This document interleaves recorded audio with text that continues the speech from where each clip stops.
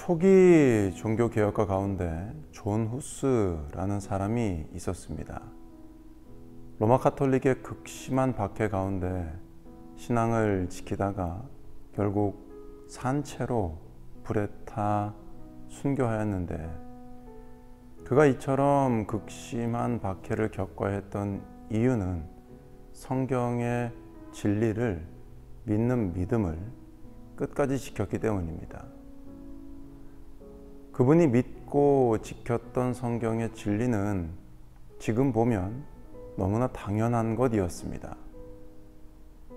그는 하나님께서 예정하신 그리스도인들이 참 교회를 이룬다고 믿었고, 성경의 권위가 교회의 권위보다 위에 계심을 믿었습니다. 교황이나 사제가 아니라 오직 주님이 교회의 머리이심을 믿었습니다. 이 후스의 믿음은 지극히 성경적인 것이었지만 당시 제도화되어 있었고 부패했던 로마 카톨릭의 주장과는 너무나 상반되는 것이었기 때문에 결국 그는 성경적인 믿음을 지키다가 목숨을 잃었습니다. 당시에는 아무런 의미도 없는 죽음처럼 여겨졌습니다. 하지만 그로부터 약 100여 년 뒤 그의 설교집은 많은 이들의 심령을 깨웠고, 그중 한 사람이 바로 우리가 잘 알고 있는 위대한 종교개혁자 마틴 루터입니다. 당장에는 아무런 의미가 없는 것 같아도 우리가 포기하지 말고 말씀만을 전해야 하는 이유는 바로 말씀이 하나님의 백성들을 구원하시고 거룩하게 하시기 때문입니다. 이것이 우리가 말씀만을 전해야 하는 6번째 이유입니다. 말씀이신 하나님은 말씀을 전하는 하나님의 백성들을 통해 역사하시는 분입니다. 다음으로 우리가 말씀만을 전해야 하는 7번째 이유는 성경이 우리의 예배와 삶을 규정하시기 때문입니다.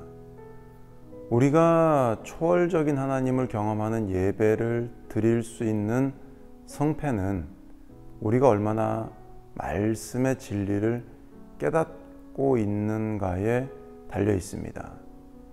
복음을 깊이 이해하는 사람이 깊은 차원의 예배를 드릴 수 있고, 깊은 차원의 예배를 드리는 자들이 삶의 예배로 하나님의 나라를 이루어 갈 수 있습니다. 그런 의미에서 예배는 주관적인 경험이나 느낌, 신비적인 정서보다 오직 말씀이 중심되어야 합니다. 예배 음악도, 예배의 기도도, 예배의 설교도 모두 다 말씀이 핵심이 되어야 합니다. 말씀을 깨닫고 이해하게 되면 이 말씀에 대한 이해는 우리의 믿음과 삶의 잣대가 됩니다. 말씀은 신앙적 삶의 균형과 깊이를 가져다 줍니다. 이것이 우리가 말씀만을 전해야 하는 8번째 이유입니다. 며칠 전에도 살펴보았습니다마는 올바름에 대한 기준은 다름 아닌 말씀입니다. 말씀을 깨닫고 이해해야 우리는 삶의 기준을 세울 수 있게 되고 바른 길을 걸어가며 어긋나지 않게 됩니다. 우리가 흔들리지 않게 균형을 잡아주면서 깊은 진리의 영역에 도달할 수 있게끔 도우시는 것은 다름 아닌 말씀입니다. 그렇게 우리는 우리와 다른 이들의 유익을 위해 말씀만을 전해야 합니다. 다음으로 9번째, 이렇게 말씀을 깨닫고 이해하여 신앙적 삶의 균형과 깊이를 갖추어 가는 것이 자신에게 얼마나 유익이 되는지를 경험한 자들만이 다른 사람에게 말씀 공부의 필요성을 일깨워 줄 수 있습니다. 그렇기 때문에 우리는 우리 자신에게, 다른 이들에게 말씀만을 전해야 합니다. 그 말씀의 은혜를 깨달아야 말씀의 필요성을 느끼게 되고 그것을 나와 다른 이들에게 적용하고 전할 수 있기 때문입니다. 마지막 10번째, 말씀 전파에 초점을 맞추는 것은 결국 내가 아닌 하나님만을 의지하게 합니다. 말씀에 대한 결과는 하나님이 결정하시는 것입니다. 하나님이 이루시는 것입니다.